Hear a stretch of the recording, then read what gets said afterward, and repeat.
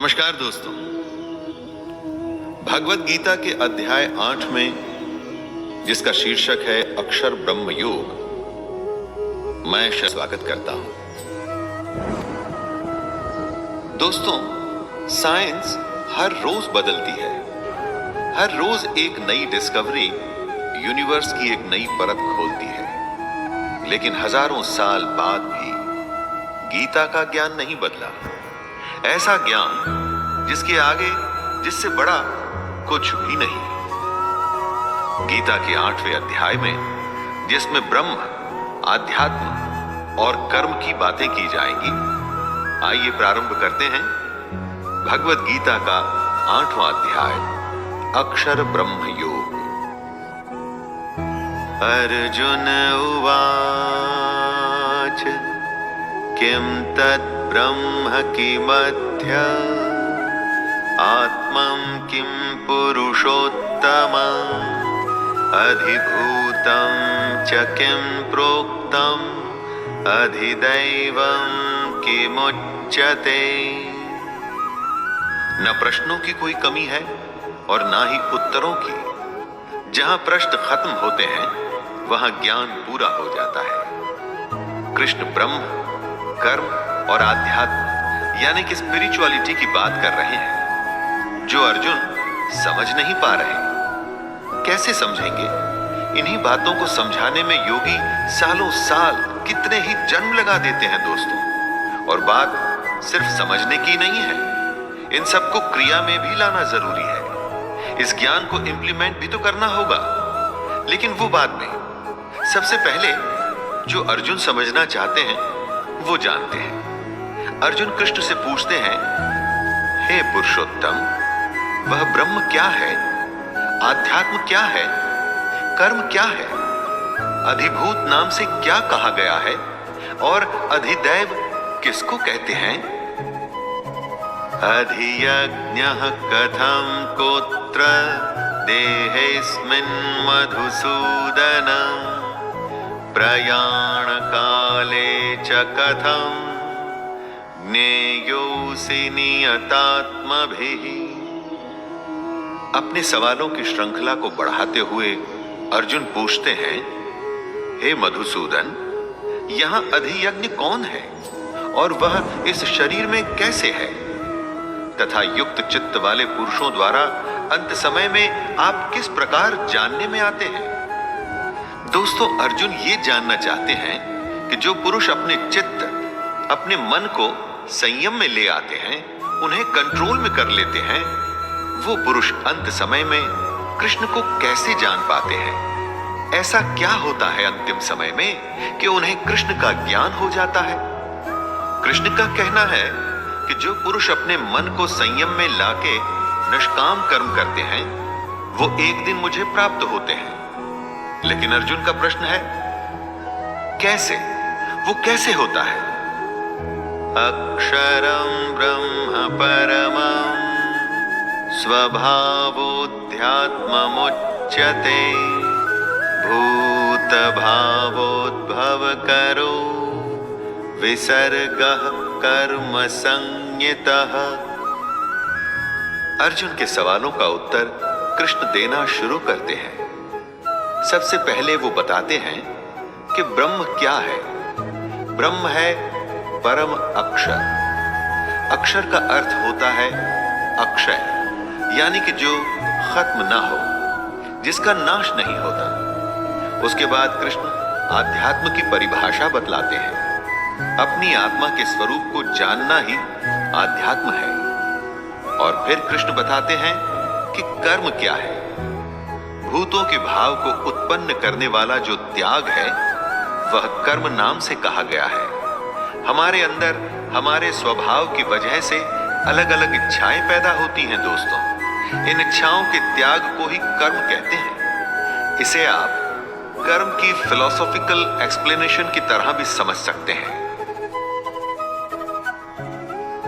अधिभूतं क्षरो भावः पुरुषश्चाधिदैवतम् अधियज्ञो हमेवात्र देहे देहभृतांवर। कृष्ण अर्जुन के प्रश्नों का उत्तर देते हुए इस श्लोक में बताते हैं कि अधिभूत, अधिदेव और अधियज्ञ क्या है। वो सारे पदार्थ जो खत्म हो जाते हैं, नष्ट हो जाते हैं, उन्हें अधिभूत कहा जाता है। यानी कि सारी दुनिया ही अधिभूत है। और जो अक्षर होता है, जिसका कभी नाश नहीं होता, वो अधिदैव है। कृष्ण कहते हैं, हे देहधारियों में श्रेष्ठ अर्जुन, इस शरीर में मैं वासुदेव ही अंतर्यामी रूप से अधियज्ञ हूं। दोस्तों, हमारे अंदर जो महापुरुष छुपा बैठा है, लेकिन अज्ञान की वजह से हम जिसे नहीं जानते, वो महापुरुष यानी कि कृष्ण ही यज्ञों का अधिष्ठाता है। अंतकाले च मामेव स्मरन् मुक्त्वा कलेवरम् यः प्रयाति स मद्भावम् याति नास्त्यत्र संशयः। मन में कृष्ण को बसा के बस अपना कर्म, अपना कर्तव्य निभाना है, ये कहा है कृष्ण ने। जो ऐसा करता है उसे कृष्ण प्राप्त होते हैं और वो कृष्ण को प्राप्त होता है। अर्जुन ने सवाल किया था कि अंत समय में जो आपको याद करते हैं, उनको आप कैसे समझ में आते हैं।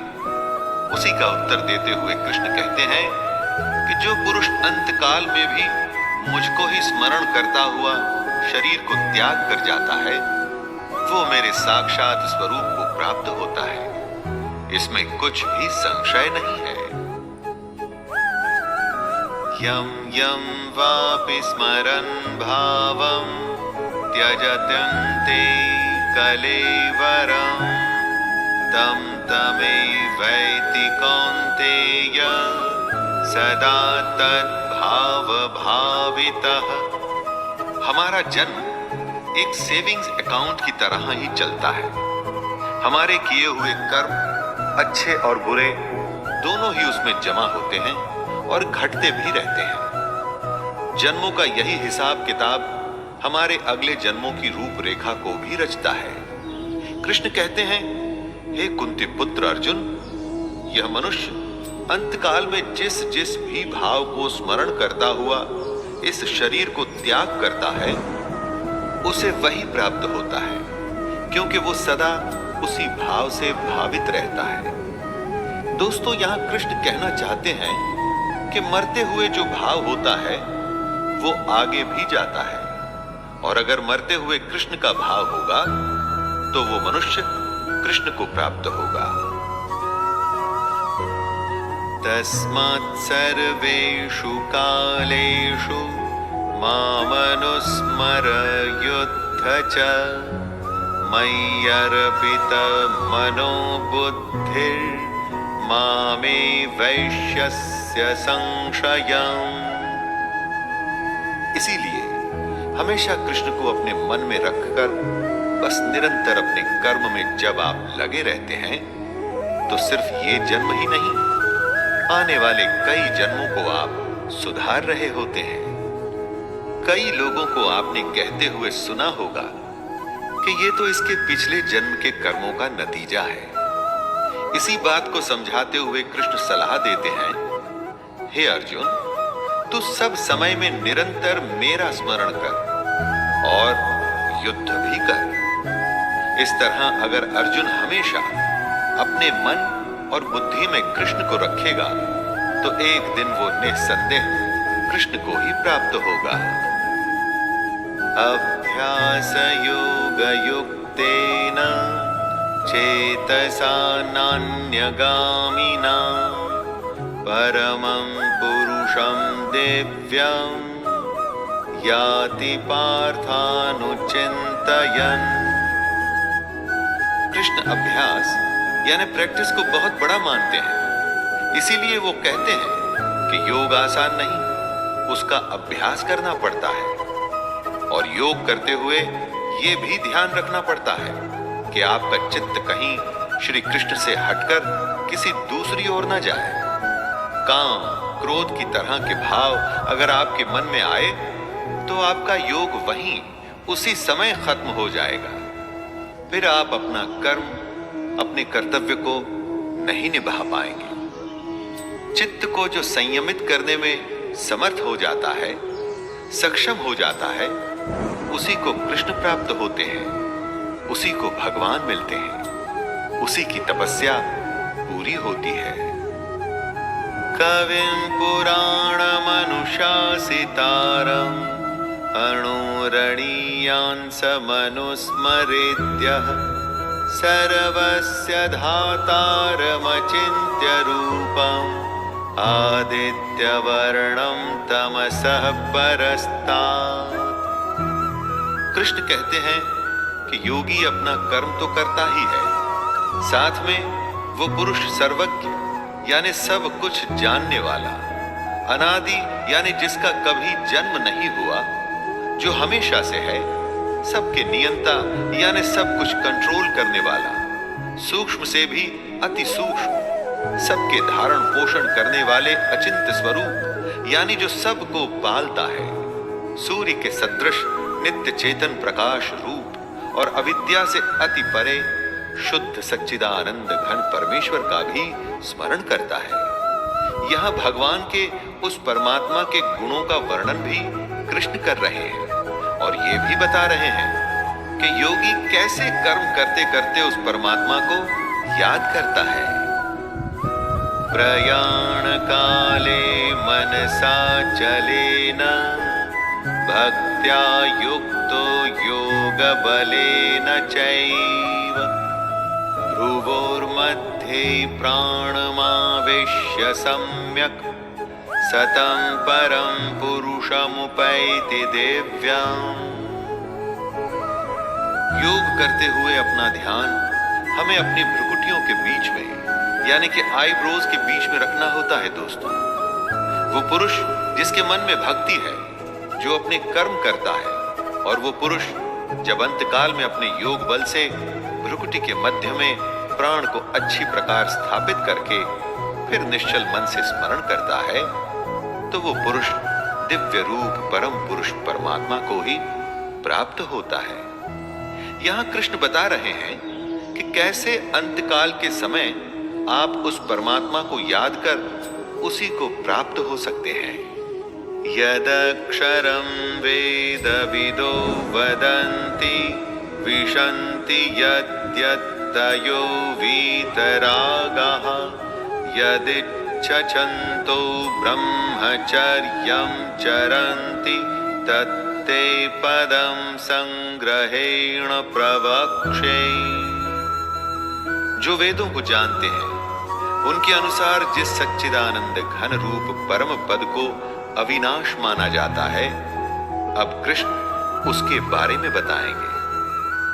आसक्ति रहित कोशिश करते रहने वाले सन्यासी महात्मा जन जिसमें प्रवेश करते हैं, कृष्ण उस अवस्था के बारे में बताएंगे।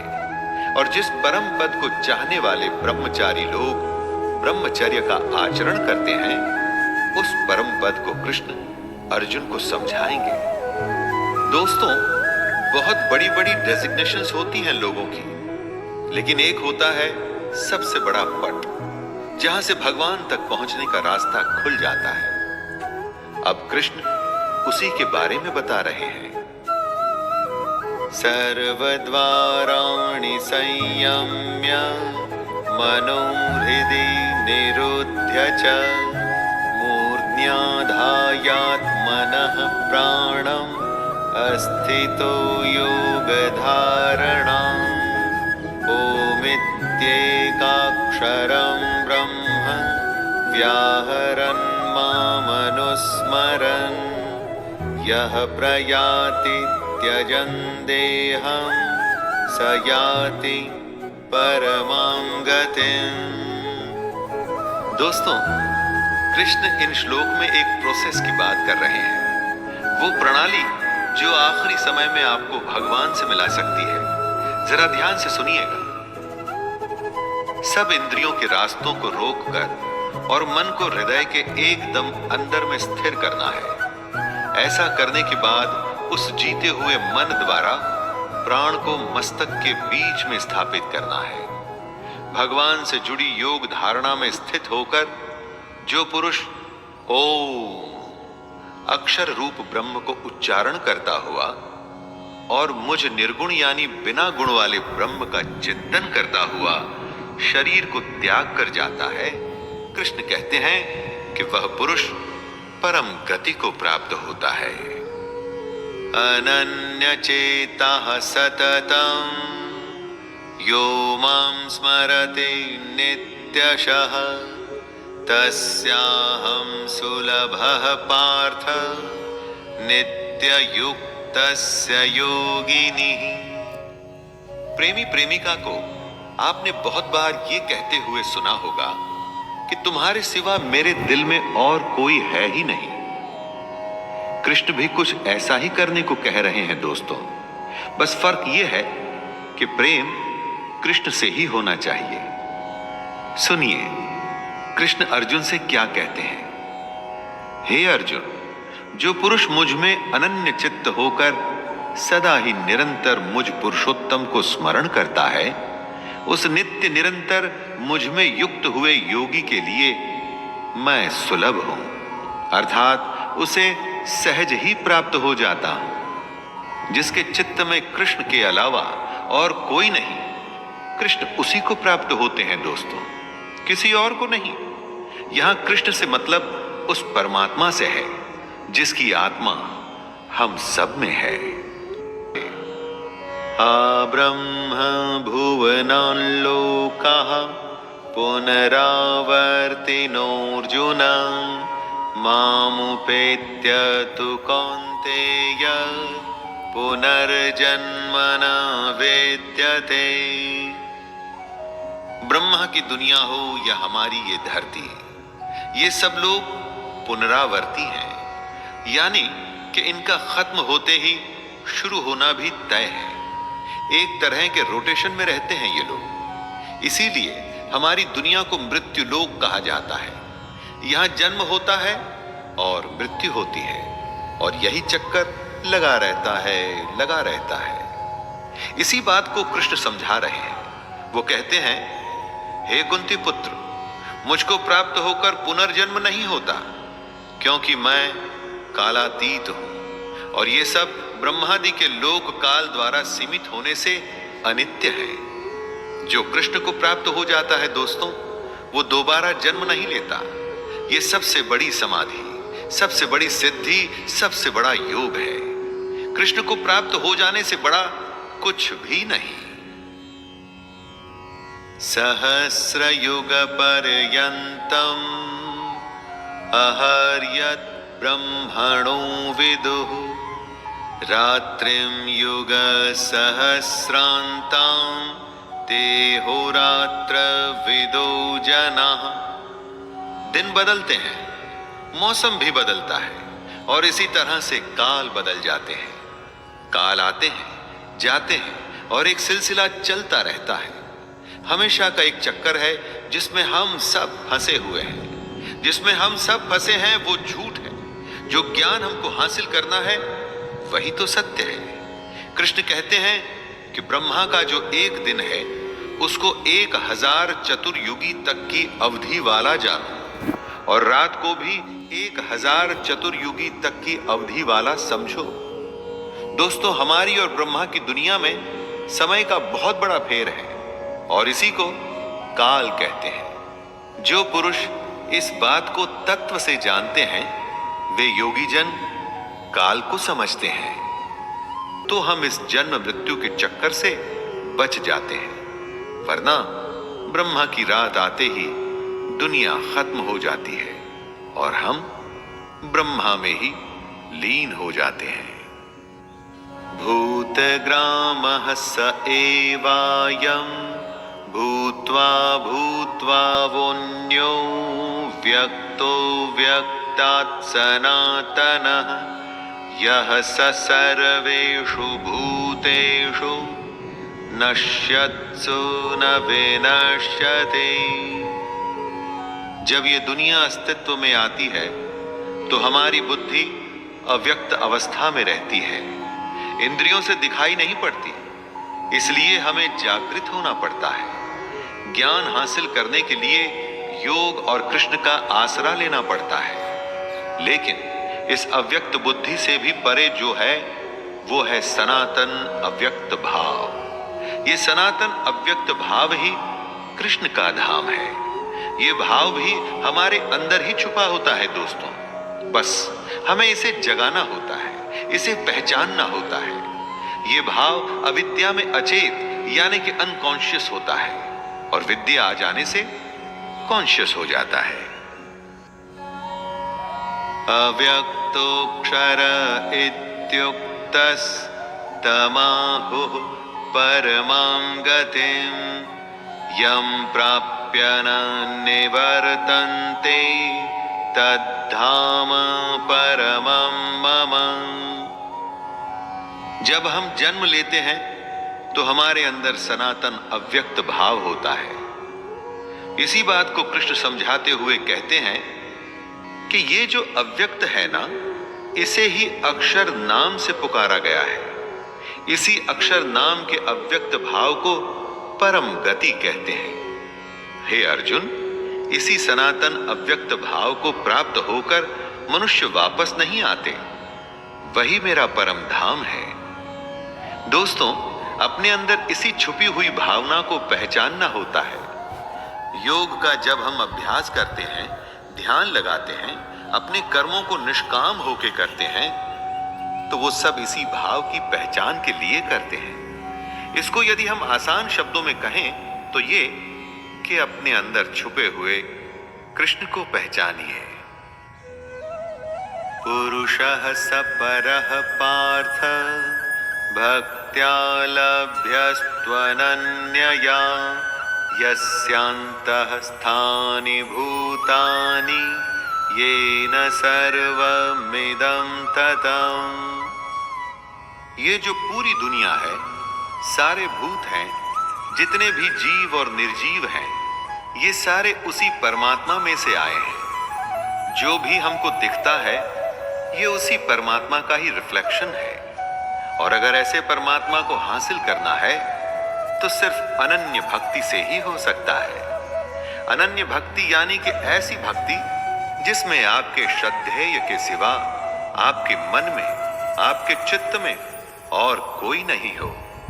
कृष्ण ऐसे परमात्मा को पाने का रास्ता बताते हुए कहते हैं कि आपकी भक्ति लगातार और सच्ची होनी चाहिए।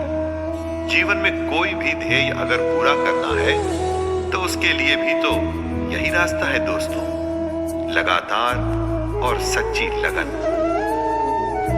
यत्र काले त्वनावृत्तिम् आवृत्तिं चैव योगिनः प्रयाता यान्ति तं कालं वक्ष्यामि भरतर्षभ। जिनको इस जन्म में ज्ञान हासिल हो जाता है, जो अपने अंदर के परमात्मा को पहचान जाते हैं, उनका पुनर्जन्म नहीं होता दोस्तों। लेकिन जो ऐसा नहीं कर पाते, उनका फिर से बार बार जन्म होता रहता है। हम किस समय अपनी देह को त्याग रहे होते हैं, उसका भी बहुत बड़ा महत्व है। इसी समय, काल और मार्ग को समझाते हुए कृष्ण हमें बता रहे हैं कि शरीर का त्याग करते हुए किन किन बातों का ख्याल रखना चाहिए।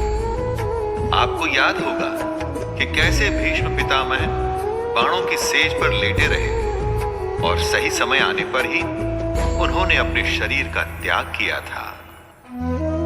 अग्निर्ज्योतिरः शुक्लः षण्मासा उत्तरायणम् तत्र प्रयाता गच्छन्ति ब्रह्म ब्रह्मं विदो जनाः। कृष्ण अगर जीने का ज्ञान देंगे तो क्या मरने का ज्ञान नहीं देंगे? इस श्लोक में वे यही बता रहे हैं कौन सा समय मरने के लिए अनुकूल है। जिस काल में सूर्य चमक रहा हो, ज्योतिर्मय अग्नि जल रही हो, शुक्ल पक्ष का चांद बढ़ रहा हो, उत्तरायण का सुंदर आकाश हो, ऐसे काल में देह त्यागने वाले को ब्रह्म मिलता है। जो ऐसे समय में अपनी देह त्यागते हैं, मृत्यु को प्राप्त होते हैं, उनका पुनर्जन्म नहीं होता। दिन रोशनी, ज्ञान और विद्या का प्रतीक है। शुक्ल पक्ष निर्मलता से जुड़ा हुआ है। अग्नि को ब्रह्म तेज का प्रतीक माना गया है। धूमो रात्रिस्तथा कृष्ण क्षणमासा दक्षिणायनम् तत्र चांद्रमसं ज्योतिर्योगी प्राप्य निवर्तते। कृष्ण जीने के साथ साथ मरने का भी सलीका सिखा रहे हैं।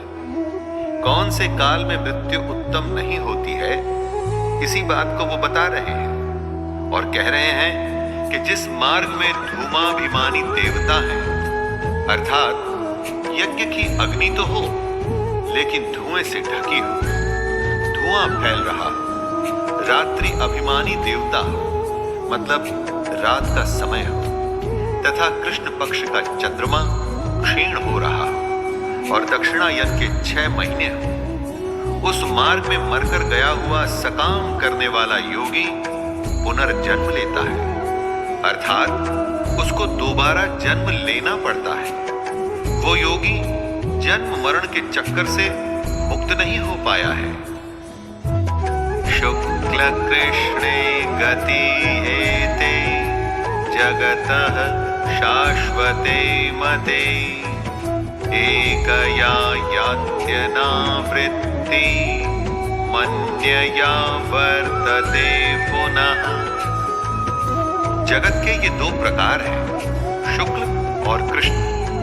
एक में चंद्रमा बढ़ता है और दूसरे में घटता है। शुक्ल पक्ष में गया हुआ योगी फिर नहीं आता, उसे वापस नहीं लौटना पड़ता, उसको परम गति प्राप्त होती है। और कृष्ण पक्ष में जब कालिमा हो और प्रकाश क्षीण हो, ऐसे समय में गया हुआ योगी वापस आता है, अर्थात जन्म मृत्यु को प्राप्त होता है। जब तक योगी को पूर्ण प्रकाश न मिले तब तक उसे भजन करना है। योगी सही समय पर ही प्राण त्याग सकता है। अगर समय सही नहीं तो उसको इंतजार करना होगा। नैते श्रुति पार्थ जानन योगी मुह्यति कश्चन तस्मात् सर्वेषु कालेषु योगयुक्तो भवार्जुन। मृत्यु के सही समय को समझाते हुए कृष्ण कहते हैं, हे पार्थ, इस प्रकार इन दोनों मार्गों को तत्व से जानकर कोई भी योगी मोहित नहीं होता, क्योंकि योगी जानता है कि अगर उसे पूर्ण प्रकाश मिला तो ब्रह्म प्राप्त होगा, क्षीण प्रकाश में वो दोबारा आएगा। दोनों ही गतियां शाश्वत है, यानी हमेशा के लिए। इस कारण हे अर्जुन, तू सब काल में समबुद्धि रूप से योग से युक्त हो, अर्थात निरंतर मेरी प्राप्ति के लिए साधन करने वाला हो। ये सब जानते हुए योगी के पास योग करने के अलावा और कोई उपाय नहीं रह जाता दोस्तों। इसलिए उसे धीर हो, बस अपने अभ्यास में लगे रहना चाहिए।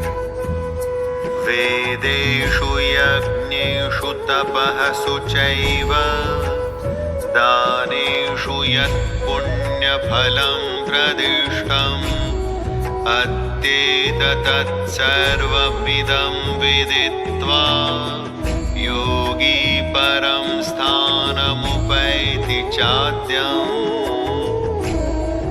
वेद, यज्ञ, तप और दान महाकर्म होते हैं, इनके बहुत बड़े पुण्य मिलते हैं। लेकिन कृष्ण कहते हैं कि जो योगी पुरुष इस रहस्य के तत्व को जान जाते हैं, वो वेदों के पढ़ने तथा यज्ञ, तप और दानादि के करने में जो पुण्य फल कहा जाता है, उन सब से भी आगे निकल जाते हैं और सनातन परम पद को प्राप्त होते हैं। जो परमात्मा के रहस्य को समझ गया, असली तत्व को जान गया ना दोस्तों, तो उसके लिए वेद पढ़ने की कोई आवश्यकता नहीं। यज्ञ भी उसी परमात्मा से जुड़ने का एक नियम है। लेकिन जिस योगी को परम तत्व ही मिल गया तो वो तो वैसे ही परमात्मा से मिल गया, इसलिए उसे यज्ञ या दूसरे अनुष्ठानों की भी जरूरत नहीं। सबसे बड़ा योगी सबसे बड़े रहस्य को जान जाता है। तो दोस्तों, ये था कृष्ण की भगवत गीता का 8वां अध्याय।